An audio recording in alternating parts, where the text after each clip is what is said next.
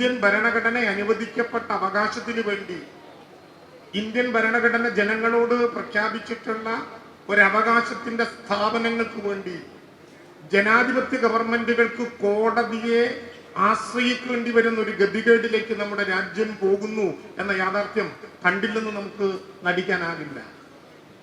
ജനങ്ങളാൽ തിരഞ്ഞെടുക്കപ്പെട്ട ഒരു നിയമനിർമ്മാണ സഭ ആ സഭയുടെ ഉത്തമ വിശ്വാസത്തോടെയും ഭൂരിപക്ഷത്തോടെയും ഒരുപക്ഷെ ഏകകണ്ഠമായും പാസാക്കിയ ബില്ലുകൾക്ക് അംഗീകാരം നൽകി അതിനെ നിയമമാക്കുന്നതിൽ കേവലമായിട്ടുള്ള രാഷ്ട്രീയ താല്പര്യങ്ങൾ കൂടി ഉൾപ്പെട്ടതുകൊണ്ടാണോ എന്ന് മനസ്സിലാക്കാൻ കഴിയാത്ത വിധം ഗവർണർമാരെ ഉപയോഗപ്പെടുത്തി നിയമനിർമ്മാണ സഭ പാസാക്കിയ ബില്ലുകൾക്ക് അംഗീകാരം കിട്ടാൻ സുപ്രീം കോടതിയെ ജനങ്ങളാൽ തിരഞ്ഞെടുക്കപ്പെട്ട ഭരണകൂടത്തിന് സമീപിക്കേണ്ടി വരുന്നു എന്ന് പറഞ്ഞാൽ അതിന്റെ അർത്ഥം എന്താണ്? ഇന്ത്യക്ക് ചിന്തിക്കാനാകും.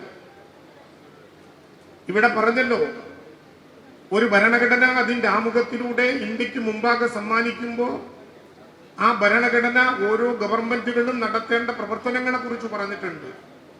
സ്റ്റേറ്റ് ലിസ്റ്റ് ഉണ്ട്, സെൻട്രൽ ലിസ്റ്റ് ഉണ്ട്, കൺകറന്റ് ലിസ്റ്റ് ഉണ്ട്. വിദ്യാഭ്യാസം എന്ന കൺകറന്റ് ലിസ്റ്റുമായി ബന്ധപ്പെട്ട ഒരു ദേശീയ വിദ്യാഭ്യാസ പദ്ധതി കോവിഡ് കാലത്ത് ചർച്ച ചെയ്യാൻ തയ്യാറാകുമ്പോൾ പ്രിയപ്പെട്ട MP അടങ്ങുന്ന ഇന്ത്യൻ പാർലമെന്റിന്റെ മുമ്പിൽ അതൊരു ചർച്ചയ്ക്ക് പോലും വിധേയമാക്കാതെ പാസാക്കാൻ നേതൃത്വം നൽകിയ ഭരണകൂടങ്ങൾ ദിവസങ്ങളോളം എടുത്തുകൊണ്ട് നിയമനിർമ്മാണ സഭകൾ പാസാക്കിയ ബില്ലുകളെ നിയമമാക്കുന്നതിൽ നിന്ന് ഗവർണർമാർ വിലക്കപ്പെടുമ്പോൾ വിലക്കിക്കൊണ്ടിരിക്കുമ്പോൾ അതിന്റെ കാഴ്ചക്കാരായി സ്റ്റേറ്റ് സ്പോൺസേഡ് ടെററിസം എന്ന വാക്കിന് അർത്ഥം നൽകിക്കൊണ്ട് നിൽക്കുക എന്ന് പറഞ്ഞാൽ അതിന്റെ അർത്ഥം എന്താണ്? ഗവർണറുടെ അധികാരങ്ങളെ സംബന്ധിച്ച് ഇന്ന് സജീവമായ ചർച്ചയ്ക്ക് കോടതി മുറികളുടെ പുറത്ത് ഭരണകൂടത്തിന്റെ നേതൃത്വവും ഒക്കെ തർക്കിച്ചുകൊണ്ടിരിക്കുന്ന ഒരു സമയം. ഈ ഭരണഘടനയുടെ അകത്ത് നിലനിൽക്കുന്ന ആർട്ടിക്കിൾ 200 ഒരു ഗവർണറുടെ ബില്ലുമായി ബന്ധപ്പെട്ട് എടുക്കാൻ കഴിയുന്ന അവകാശങ്ങൾ കൃത്യമായി വിവക്ഷിച്ചിട്ടുണ്ട്.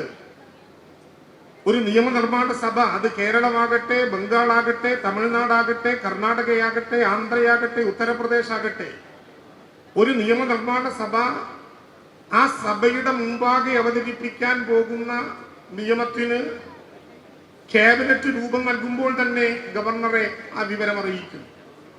ഏതെങ്കിലും വിധത്തിലുള്ള തടസ്സമുണ്ടെങ്കിൽ ഗവർണർക്ക് അപ്പോൾ അതിൽ അഭിപ്രായ വ്യത്യാസം രേഖപ്പെടുത്താം. ആ ക്യാബിനറ്റ് ഗവർണറുടെ മറുപടി ഒന്നും കിട്ടാത്ത സാഹചര്യത്തിൽ ഒരു നിയമസഭയുടെ മുമ്പാകെ ആ ബില്ല് അവതരിപ്പിച്ചാൽ പിന്നെ ബില്ല് ഗവൺമെന്റിന്റെ പ്രോപ്പർട്ടി അല്ല, നിയമസഭയുടെ പ്രോപ്പർട്ടിയാണ്. ഭരണപക്ഷ പ്രതിപക്ഷ വ്യത്യാസമില്ല. ആ ബില്ല് കേരളത്തിന്റെ പോലെ ഒരു ജനാധിപത്യ കേന്ദ്രത്തിൽ അവതരിപ്പിക്കപ്പെട്ടാൽ, നിയമസഭയിൽ അവതരിപ്പിക്കപ്പെട്ടാൽ സെനറ്റ് കമ്മിറ്റിയോ സെലക്ട് കമ്മിറ്റിയോ സബ്ജക്ട് കമ്മിറ്റിയോ കൂടി 3 വായനകൾക്ക് വിധേയമായി ഏകകണ്ഠമായോ ഭൂരിപക്ഷ പ്രകാരമോ ആ ബില്ല് പാസാക്കിയാൽ ആർട്ടിക്കിൾ 200 പ്രകാരം ആ ബില്ലിന്റെ അംഗീകാരത്തിനു വേണ്ടിയാണ് ഗവർണറുടെ മുമ്പിലേക്ക് അയക്കുന്നത്. ഗവർണർക്ക് ആ ബില്ല് ഒപ്പിട്ടു നൽകാം. ഗവർണർക്ക് ആ ബില്ലിൽ ഏതെങ്കിലും വിധത്തിലുള്ള പരിശോധന വേണമെങ്കിൽ കുറഞ്ഞ ദിവസം എടുത്തു വയ്ക്കാം. ഗവർണർക്ക് ആ ബില്ല് രാഷ്ട്രപതിക്ക് അയക്കണം എന്ന് തോന്നിയാൽ രാഷ്ട്രപതിക്ക് അയക്കാം.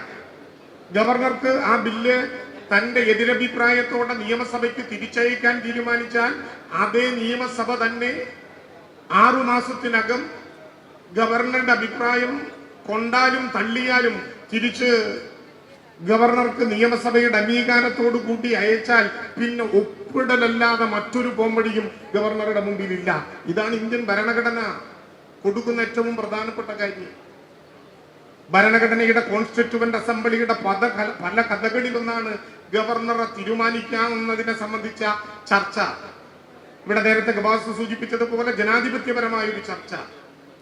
ആ ചർച്ചയിൽ എങ്ങനെ ഗവർണറെ തീരുമാനിക്കണം എന്ന വിഷയം വന്നു.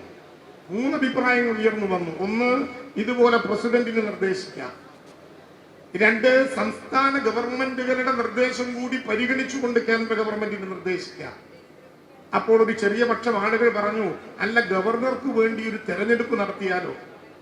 അംബേദ്കർ എന്ന മഹാനായിട്ടുള്ള ഭരണഘടനാ ശില്പി അതിന് നൽകിയ മറുപടി, നമ്മൾ ഈ കോൺസ്റ്റിറ്റ്യൂവന്റ് അസംബ്ലി ഭരണഘടനയിലൂടെ കാര്യമായ ഒരു ചുമതലയും കൊടുക്കാത്ത ഗവർണറുടെ പോസ്റ്റിന് വേണ്ടി ഒരു മത്സരം നടത്തി പണം ചെലവഴിക്കേണ്ട കാര്യമുണ്ടോ എന്ന ഉത്തരമാണ്. അതിലറിയാം ഗവർണർ എന്ത് ചുമതലയാണ് ഭരണഘടനയുടെ നിർദ്ദേശപ്രകാരം നടപ്പിലാക്കേണ്ടത്. ഗവൺമെന്റുകളെ ഭരണഘടനയുടെ മുമ്പിൽ നിന്ന് നയിക്കലാണ് കേന്ദ്ര ഗവൺമെന്റിന്റെ ലക്ഷ്യം. അതായിരിക്കണം കേന്ദ്ര ഗവൺമെന്റിന്റെ ലക്ഷ്യം. എത്രയോ പ്രമേയങ്ങൾ കേരളത്തിന്റെ നിയമസഭയ്ക്ക് തന്നെ പാസാക്കേണ്ടി വന്നു. ഈ ബഡ്ജറ്റ് അവതരണത്തിന് ചേർന്ന നിയമസഭാ സമ്മേളനത്തിന്റെ തുടക്കത്തിൽ ഐക്യകണ്ഠേന കേരളം പാസാക്കിയ ഒരു പ്രമേയമാണ് UGCയുടെ കരട് മാർഗരേഖ പിൻവലിക്കണം എന്ന ആവശ്യം. കേരളത്തിന്റെ നിയമസഭ തന്നെ പാസാക്കിയ മറ്റൊരു പ്രധാനപ്പെട്ട പ്രമേയമാണ്, ഒറ്റക്കെട്ടായി പാസാക്കിയ ഒരു പ്രമേയമാണ് ഒരു രാജ്യം ഒരു തിരഞ്ഞെടുപ്പ് എന്ന പരിഷ്കരണത്തെ എതിർത്തുകൊണ്ട് കേരളത്തിന്റെ നിയമസഭ പാസാക്കിയ പ്രമേയം.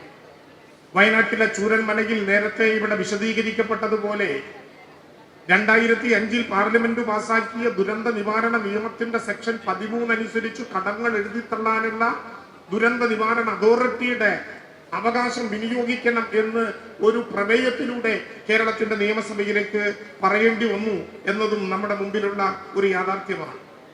ഫെഡറൽ തത്വങ്ങൾക്ക്, ജനാധിപത്യ വ്യവസ്ഥകൾക്കും ഭരണഘടനാ മൂല്യങ്ങൾക്കും എതിരാണെന്ന് കണ്ട് കേന്ദ്രം കൊണ്ടുവന്ന വഖഫ് ഭേദഗതി ബില്ല് പിൻവലിക്കണം എന്നാവശ്യപ്പെട്ടുകൊണ്ട് കേരളത്തിന് ഒരു പ്രമേയം അവതരിപ്പിക്കേണ്ടി വന്നു എന്നുള്ളതും നമ്മുടെ നാട്ടിലെ ഒരു യാഥാർത്ഥ്യമാണ്.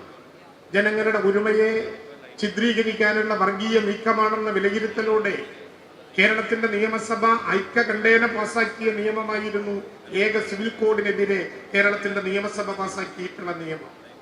കോവിഡ് മഹാമാരിയുടെ നാളുകളിൽ വൈറസ് ബാധ പടർന്നു പിടിച്ച രാജ്യങ്ങളിൽ കുടുങ്ങിക്കിടക്കുന്നവരെ നാട്ടിലെത്തിക്കാൻ തടസ്സമായി നിൽക്കുന്ന കേന്ദ്ര സർക്കാരിന്റെ പ്രത്യേക സർക്കുലറിനെതിരെയും കേരളത്തിന്റെ നിയമസഭ ഏകകണ്ഠമായി നിയമം പാസാക്കിയ അനുഭവം നമ്മുടെ മുമ്പിലുണ്ട്.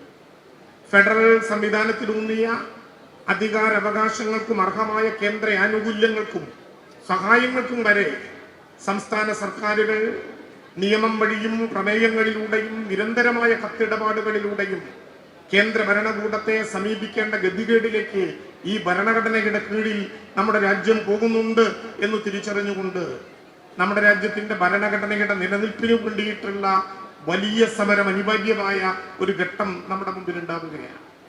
വൈവിധ്യമാർന്ന സംസ്കാരവും ഭാഷകളും പാരമ്പര്യങ്ങളും ഏകതയോടെ സഹവർത്തിക്കുന്നതിൽ ആഹ്ലാദമല്ല, മറിച്ച് ദാരിദ്ര്യവും നിരക്ഷരതയും മതവൈവിധ്യവും ആവോളം ഉണ്ടാകണമെന്ന് ആഗ്രഹിക്കുന്ന ഒരു ഭരണകൂടം ഇന്ത്യൻ ഭരണഘടനയോട് പുലർത്തുന്ന അനീതിയെ നാം ചർച്ചയ്ക്ക് വിധേയമാക്കേണ്ടതാണ്.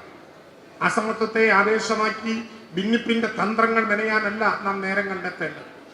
വിരുന്നുകാർക്ക് മുമ്പിൽ ദാരിദ്ര്യത്തെ മറച്ചുവെച്ചില്ലാത്ത വികസനത്തിന്റെ വീപ്പ് പറഞ്ഞ് രാജ്യത്തിന്റെ സമാധാനവും ഐക്യവും നഷ്ടപ്പെടുത്തി ലോക ഗുരുവാകാൻ പോലുമുള്ള ശ്രമങ്ങൾ നടക്കുന്ന ഒരു ഘട്ടത്തിൽ ഇന്ത്യക്ക് ഒരു ഗുരുവേ ഉള്ളൂ, ഇന്ത്യക്ക് ഒരു നായകനേ ഉള്ളൂ, ഇന്ത്യയെ നയിക്കാൻ ഒരേ ഒരു ആധികാരിക ഗ്രന്ഥമേ ഉള്ളൂ, അത് ഇന്ത്യയുടെ ഭരണഘടനയാണെന്ന് അഭിമാനത്തോടെ വിളിച്ചു പറയേണ്ട ഏറ്റവും പ്രധാനപ്പെട്ട ഒരു ഘട്ടത്തിന്റെ നടുവിലാണ് കോഴിക്കോട് ജില്ലാ പഞ്ചായത്ത് ഒരു തലമുറയ്ക്ക് അറിവിന്റെയും ആശയുടെയും നാളം കൊളുത്തിവെക്കുന്ന ശ്രദ്ധേയമായ ഈ പദ്ധതിക്ക് നാം നേതൃത്വം നൽകേണ്ടത്.